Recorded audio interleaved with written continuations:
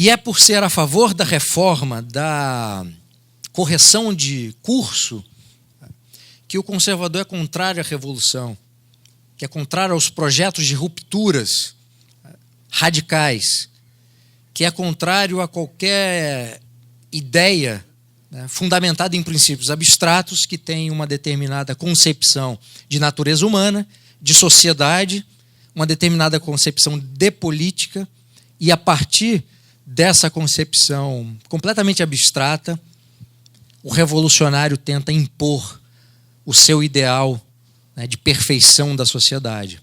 E por isso ele usa a política para redimir a natureza humana, para modificar a natureza humana. E se ele é um tópico que acha que a natureza humana não pode ser modificada, ele usa a violência para tal intento. E os campos de concentração, tanto na Alemanha nazista quanto na Rússia comunista, que é anterior até os campos de concentração nazista, são os grandes exemplos, né, do século XX, dessa concepção de política e de ideologia. Uma outra frase aqui do Visconde de Cairu, a respeito de revoluções. Execrar revoluções não é defender desgovernos, nem excluir boas leis. Ainda os melhores soberanos e administradores são obrigados a conformarem-se às opiniões das diversas ordens do Estado. Quando o remédio é pior que o mal, até as boas reformas são inúteis ou nocivas. As revoluções são como os terremotos, tudo arruinam e nada reparam. É do mesmo livro, escrito no século XIX. E é tão atual, né? Continua sendo. E por ser defensor da reforma e não da revolução,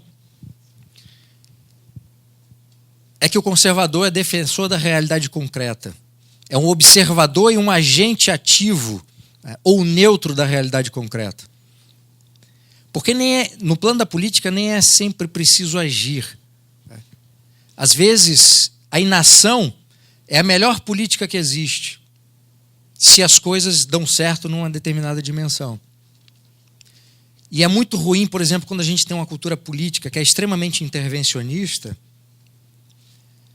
que faz com que agentes privados como a imprensa tenham como padrão de julgamento da ação política não a inação ou não atividades mais importantes como a fiscalização do executivo, mas cobram do legislativo, quando vão fazer qualquer tipo de medição da qualidade do parlamentar, a quantidade de leis e projetos de leis que esse parlamentar criou e conseguiu efetivamente aprovar.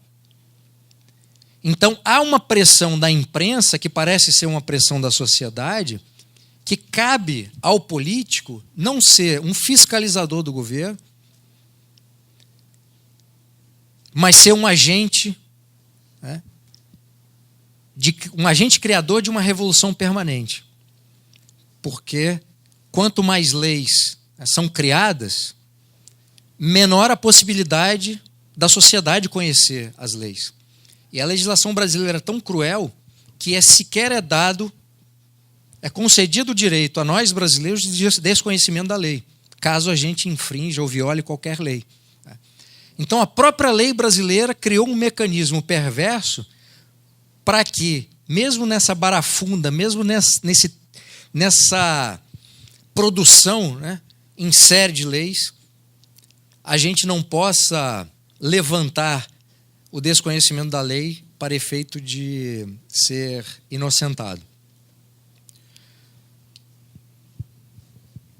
Por ser a favor da reforma e não da revolução, por ter um contato com a realidade, perceber a realidade tal como ela é que o conservador é contrário às utopias. E esses projetos que eu mencionei de mudança completa, né, radical da vida em sociedade.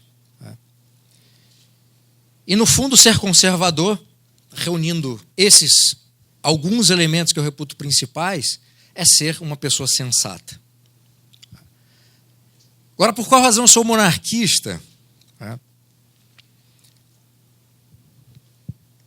Primeiro, há uma dimensão da monarquia que eu acho que é uma dimensão mais difícil de ser explicada, mas é a dimensão mais importante porque faz parte da natureza de qualquer monarquia virtuosa,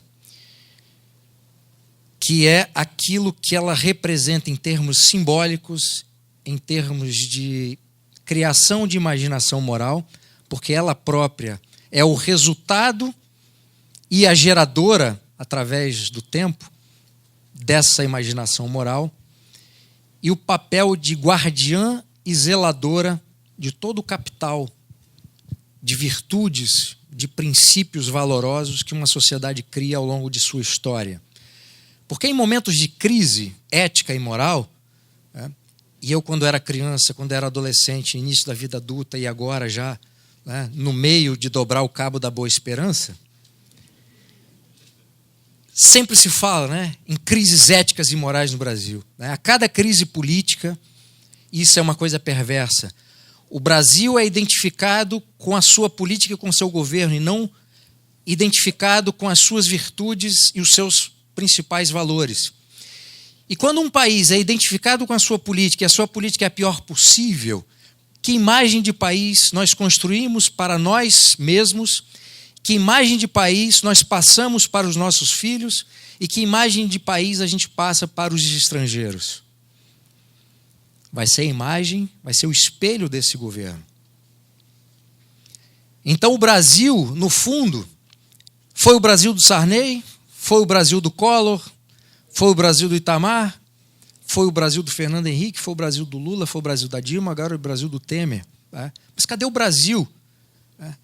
O Brasil é sempre reduzido, nós somos reduzidos à dimensão política, da pior política.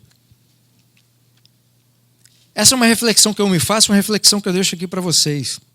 Até para vocês reagirem contra. É uma das poucas posições reacionárias que um conservador sensato admite.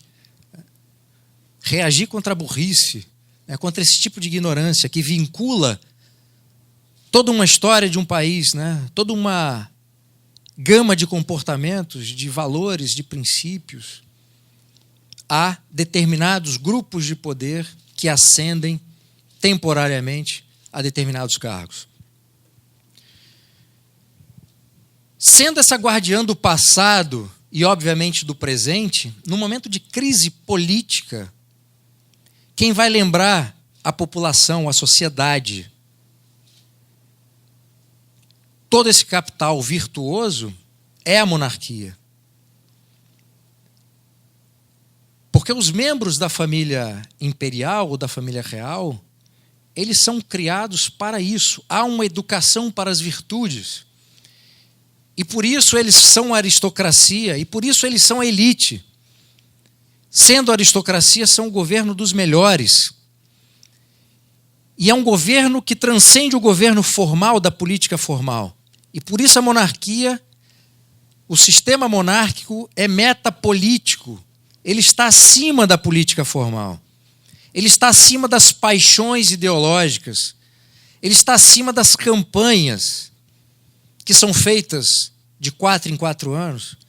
Ele está acima, a monarquia está acima do jogo de poder. Porque a monarquia não precisa disputar o poder, porque é ela própria o poder que importa. Porque é um poder que está acima da política formal. Sendo assim, a família que representa a monarquia, ela pode ser esse padrão de referência e lembrar diuturnamente à sociedade aquilo que a sociedade é e não aquilo pelo qual a sociedade está passando no momento de crise política ou econômica. Porque no momento de crise política e econômica, a nossa reação como bons brasileiros, filhos de portugueses, é achar que nós temos o exclusivismo da desgraça. Nós somos os portadores daquilo que de pior existe no universo inteiro. E a gente disputa isso. Então, o carioca vai disputar com o capixaba quem é pior na violência.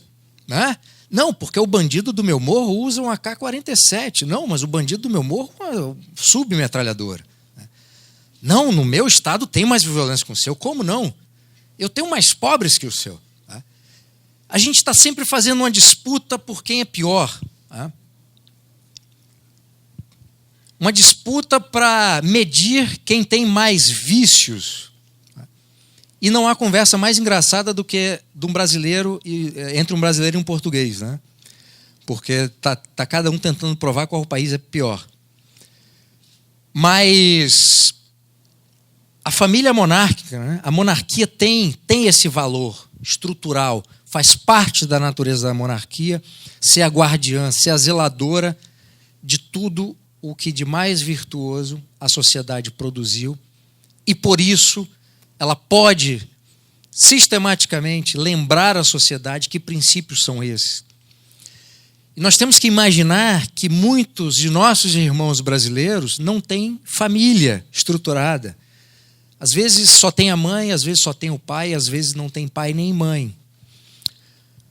Para uma pessoa que não tem uma família que ensine um capital de virtudes, ou para uma pessoa que tem uma família de pai e mãe, mas o pai e mãe não cumprem, né? O pai e a mãe não cumprem esse papel, que é responsabilidade da família, né? O que me permite fazer um adendo, né, de como o Estado brasileiro, inclusive isso, advogou para si, né, com a ajuda da intelectualidade, da inteligência, que é transformar a educação numa responsabilidade do Estado. Sendo que se quer responsabilidade do Estado, nem da escola. Ser responsável pela educação, a responsabilidade pela educação é da família. Ela é a grande responsável. Se a escola contribui para a educação, ótimo. Mas não é função da escola fazer isso. E muitos pais abriram mão, terceirizaram, né, sua própria responsabilidade. Não só para isso, mas de várias coisas, delegaram. Né? A gente está sempre delegando a nossa responsabilidade, né, porque é mais cômodo. É mais difícil assumir a responsabilidade que nos cabe. Mas sendo a guardiã, né, desse passado e essa protetora do presente, a família imperial, ela tem essa função também. E estando acima da política, estando acima das paixões políticas, a monarquia pode identificar de uma forma muito mais ágil e de uma forma muito mais acurada quando uma crise está sendo criada. E como o Sepúlveda mencionou e como o Diogo salientou, é um poder que não é para ser usado, é um poder para ser guardado. E esse poder pesa como uma espada de Damocles sobre a cabeça de todos os políticos. Se criarem problemas, serão afastados. Se houvesse já isso no Brasil, o Lula não teria terminado o primeiro mandato. Provavelmente o Fernando Henrique não teria terminado o segundo. E a Dilma, bem, eu nem estaria falando da Dilma. Não é?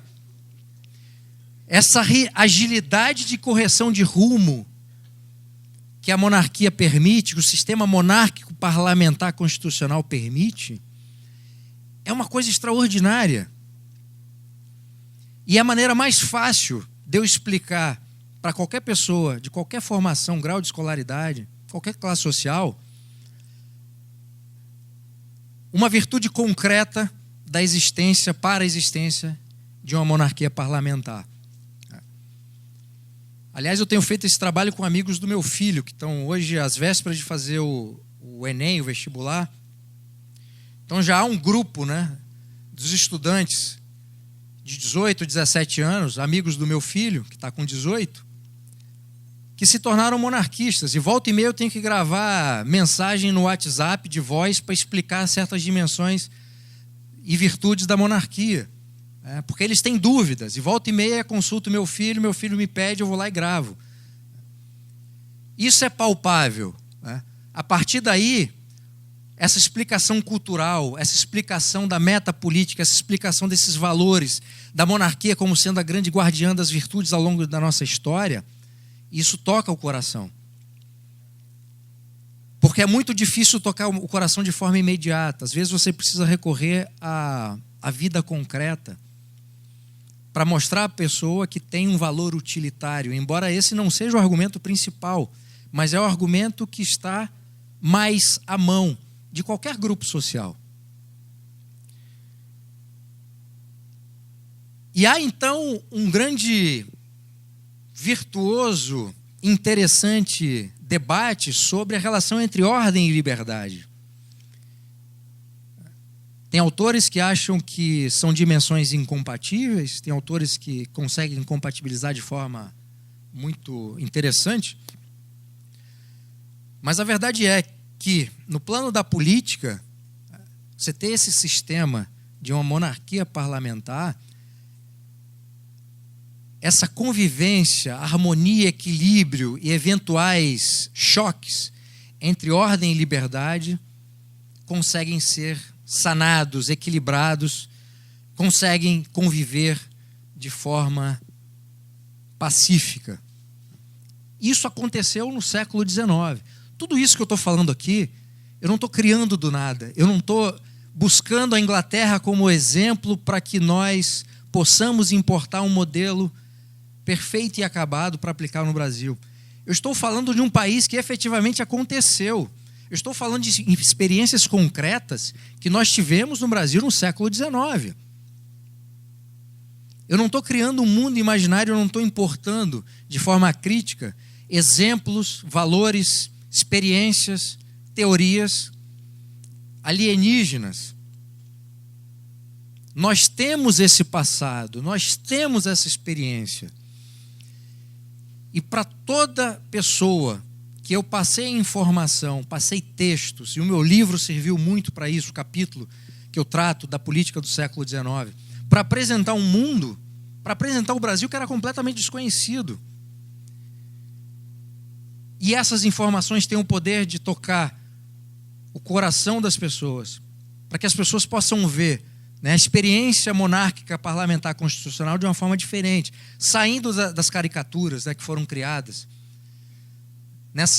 em todo esse trabalho de reconstrução da história que foi feito primeiro pelos republicanos e depois pelos comunistas e marxistas. A história do Brasil foi toda reescrita. O que se ensina na escola não é a história brasileira concreta. Se vocês quiserem conhecer o que aconteceu no nosso passado, antes da República, para a partir daí entender a República, vocês têm que ir às fontes primárias.